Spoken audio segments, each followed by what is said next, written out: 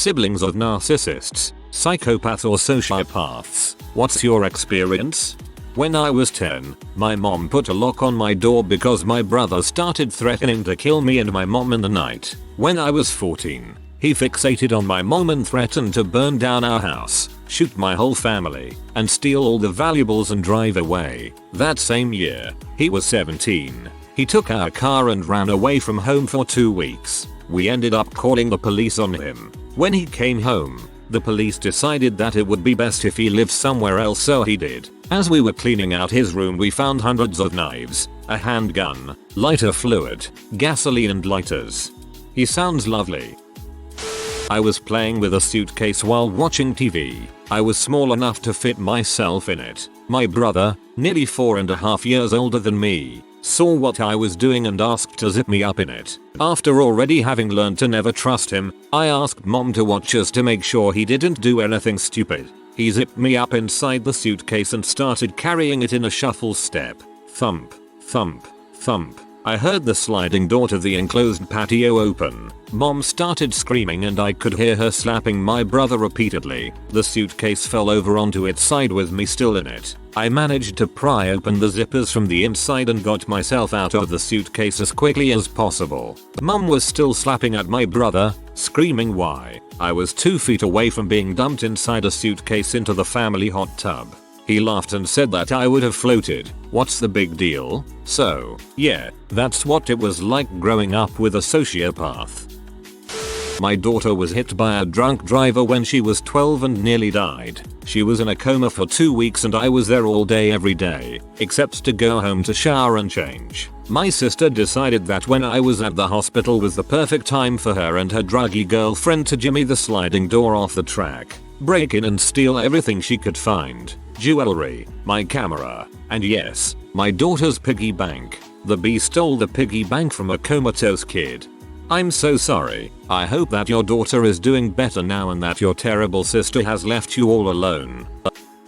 My sister has never been diagnosed with narcissism or a personality disorder other than OCD, but when we were younger she often enjoyed telling people before I met them that I had a difficult relationship with the truth so that they wouldn't want to be around me. I had the reputation of a liar and no friends for most of my preteen years, and she was popular in our homeschool group until she left and got into high school. After she left, I still didn't have friends, but neither did she, and she blamed me for it during her frequent temper tantrums. She would throw things, scream, cry, and threaten me with kitchen knives on a pretty regular basis. All of a sudden, the year that I turned 17 and she turned 21, the tantrums stopped and she got engaged. He moved in with us. The tantrums started again, and for once I wasn't the target. The worst fight they had happened when she caught him looking at a photo of a bikini model, which she considered cheating. She hit him full force with an open palm, and when our mum saw, she threatened to kick her out if she hit him again. They got married, moved out, and divorced within a year of him enlisting in the army. He had to get away, somewhere with less violence. When she threw a cup of hot tea at my face because I refused to show her something on the computer. Or the time when she yelled at me for over an hour because I was really sick and had thrown up all over the bathroom sink. The same bathroom she had just cleaned. I stopped speaking with her over 7 years ago. They can make drama out of any situation and will try to drag you into it even years later. Example, I am the next to youngest. My whole family is a crap show, but when I was planning my wedding, I was still trying to pretend I had a reasonable family. My future husband's family was like leave it to beaver, so I asked both of my sisters to be bridesmaids. I knew this was a risk, but I hoped they could keep their crap together for a single evening. At the time, I thought they had. About 8 years later, we were in the same city because one of our brothers was in the hospital due to a bad car accident. We had one hotel room across the street from the hospital so people could go rest when they needed to. I was in that room with my oldest sister when she said, "You know, middle sister, stole wine glasses from your wedding, right?" I told her I didn't care. A couple of hours later, I was in that room with my middle sister. She said, "You know, older sister, stole glasses from your wedding, right?" I also told her I didn't care. So here we are. waiting to see if our brother was going to die, and both of these are playing reindeer games with me, trying to make me be angry with the other one. Our brother lived. I've cut contact with all my siblings because they are all like this. They have to start crap no matter what the situation or consequences. It's interesting really. My mom died recently. When I called my sister to come down the day before she died, she said I thought she was going to die today. I'm not disappointed, but I can't keep missing work. The next day I called her to come to the hospital again as the doctor, and I made the decision to take her off the ventilator. On the phone she said, well, can we pull out the tube as soon as I get there because I have plans tonight. She also proceeded to ask me for rent money that day, as I also live with her. The things they say and don't realize how messed up it is really baffling.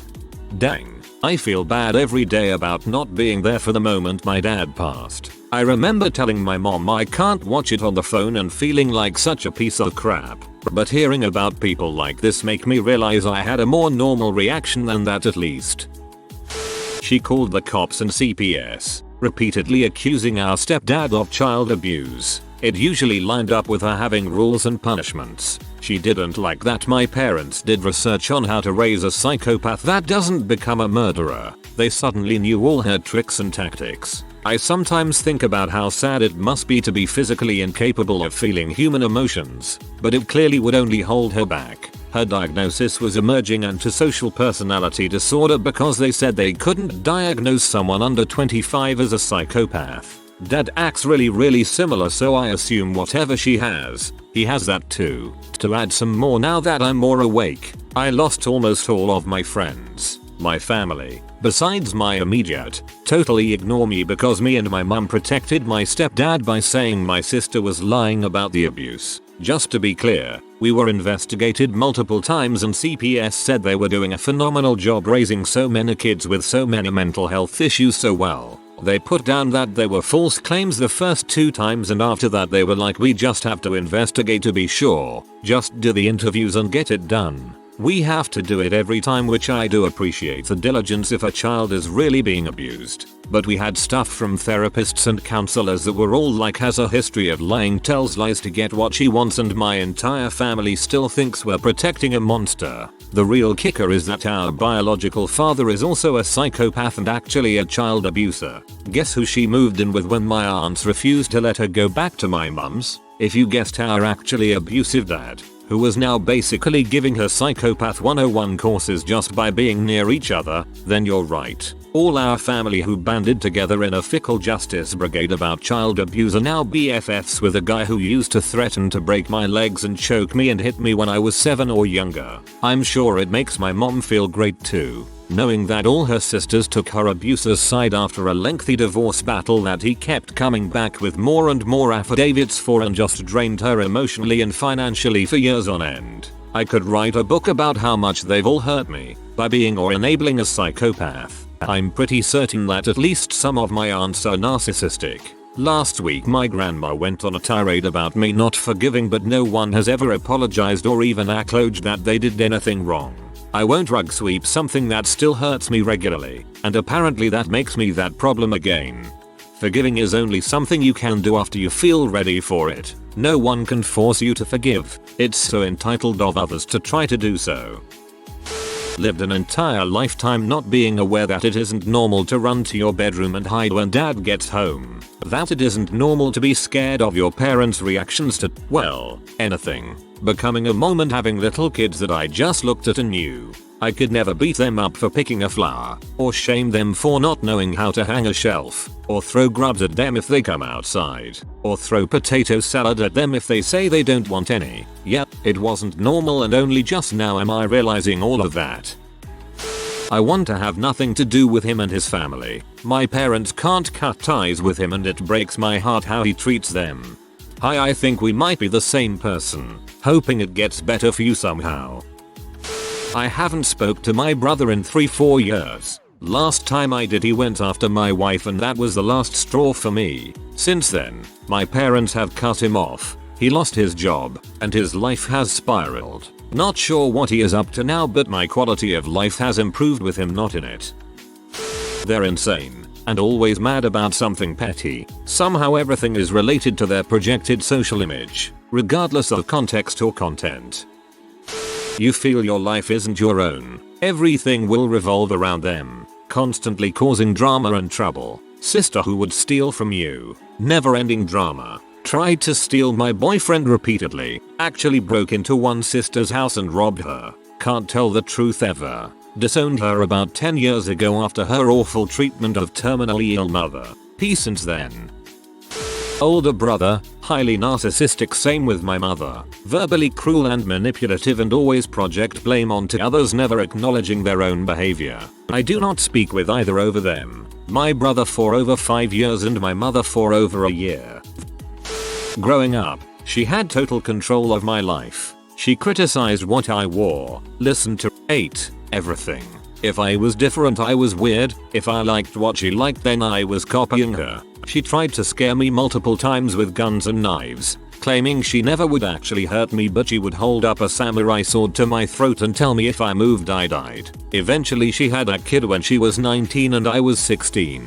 And for a year she was a good mother and then decided she didn't want to be a mom anymore. I've seen her ruin countless people's lives, spanning from just stringing them along to drowning their bank accounts to contributing to them being put in jail for domestic abuse. She's still waiting for trial on her charge. I despise her and she is not family to me. I had so many issues growing up that only stemmed from things she did to me, and I don't want to see my niece grow up like that. My parents are doing a wonderful job of raising her, but she doesn't understand why mommy isn't there and it breaks my heart. It's better for the child to not have contact with her. Better an absent mom than a sociopath treating you like an object. Brother was doted on as a child because he was gifted at basketball. Literally had no consequences growing up and could do whatever he wanted. Treated me and our parents like absolute crap and they still doted on him. While I would get the belt for the most benign and asinine stuff. My brother's life is absolute crap right now. He has no sense of self-worth and just gets handouts from my parents. He is in his late 30s and my parents are giving him money for rent and food. He wants everyone to feel sorry for him and expects everything to be handed to him. He can't do anything on his own and guilt trips and manipulates my parents into doing whatever it is he needs doing for him or just giving him extra funds. He has no incentive to change and is content playing video games all day while my parents just enable his lifestyle. At holidays he just talks down to me and tries to make me feel bad about how difficult his life is. I could care less about him and have no desire to talk to him until he makes some serious changes in his lifestyle and life choices. The best revenge is living well. My sister has dialed down her act a bit after we have all spent a few years out of our aging NPD butthole father's house. I mostly remember a massive sense of entitlement that simply made no logical sense and would require a great deal of cognitive dissonance to explain. Like, she would never loan me things, CDs, EXE, but had no problem walking straight into my room, in front of my face, to take a bottle of body lotion to use on herself. She seemed to have no remorse for what her behavior did to others, so long as she got what she wanted out of the deal. Sometimes, she would just do and say mean and spiteful things for no reason. I talk to her from time to time. While is less of a self-involved sociopath, she still is insufferably self-righteous. Ugh, my sister was like that. I was never allowed to borrow her clothes, even when I asked. But she would go to my closet and take whatever she wanted. I ended up having a specific hanger for every shirt I owned. I could look at my closet and know what was missing by the empty hanger. It's always difficult to share my problems with them because they also had that same problem at some stage of their life and it was much harder for them than that is for me apparently. Mom, narcissist. Dad, alcoholic. Possible narc. Self-centered coward. Brother, golden child. Me, family scapegoat. Still working through the BS and healing at age 57. It can be done. He never got a diagnosis, but he's good at deceiving. He always just tried to get all the attention, cried to get me punished, so he could spend more time playing with my PlayStation. I saved my money for myself. I ended up being the black sheep, my mom constantly threatening to call child protective services. If I wouldn't have been so unknowing, I would have preferred that. He was always sick and he was always the victim. So much that they ended up forgetting me at home when they went to my grandparents and didn't realize it until they heard me crying alone at night behind a couch. There is a lot of freaked up stuff I'm not including, but it wasn't just emotional terror. He willfully abused the whole relationship to my family, so we started to estrange one another. I confronted him a lot, so years later he's on a different route and tries to be himself rather than a victim. I still don't want to be around anyone here. It burns on my skin to even get near, but it's not as bad as being in the situation and having to deal with it.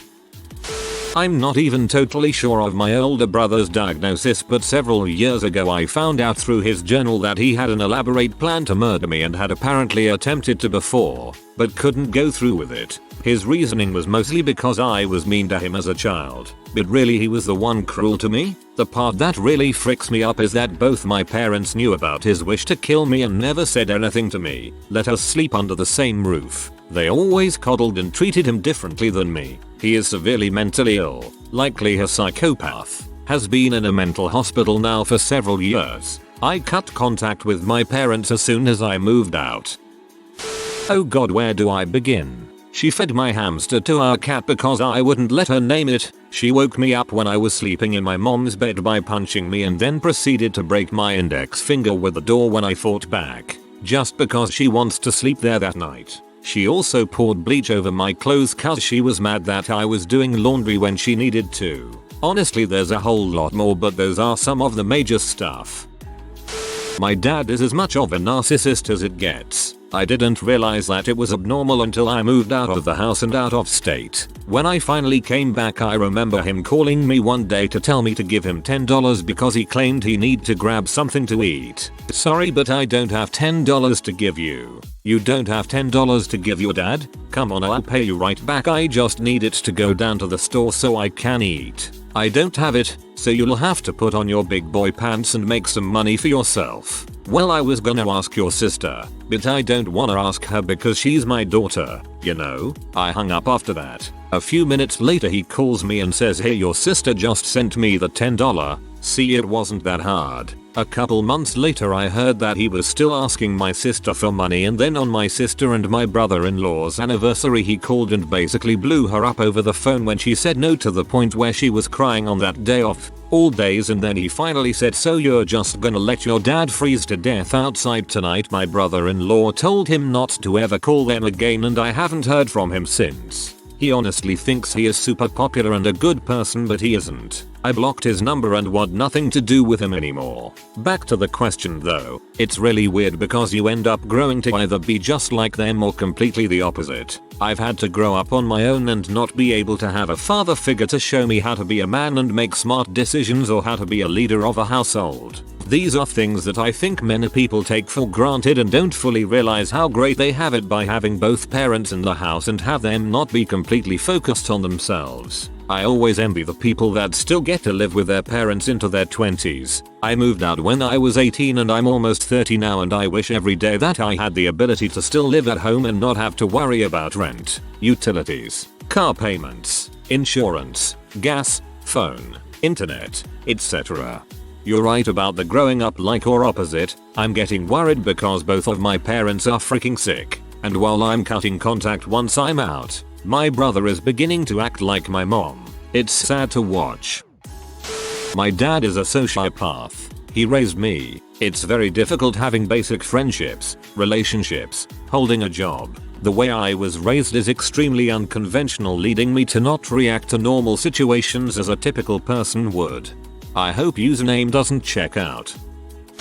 Not a blood sibling, but my cousin I grew up in the same house with. We considered each other brother and sister. He committed suicide in 2016, and it wasn't until then I realized how fricked up he was. He was abusive to the family pets, throwing them across the room, constantly said how he's going to end up in prison for killing someone, and made comments about how debauchery isn't debauchery if the woman isn't screaming and fighting back. When I was 6 to 9 he'd throw me into doors and tackle me to the ground, choking me. Memories of that are far and few due to the gaslighting from the rest of my family. Sounds to me he found a way to end the self-hate. I'm sure there's varying levels of narcissism. Some are self-aware and hate it. Others are in pure bliss of not knowing their goddamned flaws. Not a sibling, a cousin. When I was 8 and my cousin was 7, I noticed my dog, Pug, missing one day. I only noticed after everything that she wasn't there that morning. I was going to ask my best friend to go play hide and seek with me. In my hiding spot I could hear my dog whimpering, and as I looked for my dog, I found her with all of her teeth ripped out and scissors in her right eye. After minor surgery she is fine, and not to say I'm happy about it, she looks hella cute even with a stitched eye. I don't know what happened to my cousin, but him and his parents were taken out of our lives forever. My sister, who is 8 years older than me, chased 6-year-old me around the house with a knife so I would leave her alone, because she was babysitting while my parents were on a date, and I needed food. IDK if this counts, but my 6-year-old brother, he was 6 when this happened, once asked my mom if he could have some of her fries. She said yes and asked why. He replied with "so I can kill seagulls." She asked why, and he replied with "so I can bait them and then kill them with rocks." My mom also asked why he would do that, and he answered because I don't play enough Fortnite. Another time my friend accidentally stepped on my dog's paw and was like, "Oh god, I'm so sorry," and etc. Then, my brother from the other room yelled, "I wish I could break the dog's paw." He's done other things like talk about how he wouldn't miss me if I died and such. I've also had dreams about him killing everyone I know, like family, pets and friends. How long ago was the first incident? 2-year divorce custody battle. I was a faithful, happy, and devoted husband and father. Gave up my music and my small business to stay home with our child by her request. She displayed great emotional and mental abuse and instability prior our child's birth, was prescribed meds which helped greatly, but went off when our child was conceived and never went back on. My goal was to protect him as much as possible. She got worse and worse again. She started a relationship and affair with another co-worker, someone she hired, and hatched a plan to destroy me, had me arrested, kicked out, left me with no money, job, vehicle, home, and told the court I was an abuser, neglectful of our child, an alcoholic, stole and wasted family funds, etc., etc. Without the court's involvement she had his education and medical block me. I have access now. Son developed bad asthma and she hid it. He was prescribed 2 inhalers and only gave me 1. When I tried to get in touch with his education and medical, she claims I'm harassing them and causing problems. I went through 4 months supervised visitation for 1 hour a week, 2 CPS investigations. No case was ever opened. I have my son overnights on a more regular schedule now. She still won't settle and still wants sole custody. She took out a $120 K loan out on our app a year ago without my approval or court's knowledge, and they put it in equity. I brought in a forensic psyche who arrested us and said that my test showed I was too well adjusted and therefore I must be in denial, and hers said she is prone to persecutory behavior and ideas and histrionics. I've done nothing but complied with everything, given her every olive branch, and all she does is take and accuse. She told the forensic we had a nanny, no proof and no we didn't, and that I plead guilty to the charges. I didn't and they were dropped by the court. She told the doctor our child's preschool couldn't hold or administer his medication, but I have a recording of them saying they couldn't do. A narcissistic personality disorder. If you are new to the channel, you can subscribe. I publish new videos every day. Until then, check another video.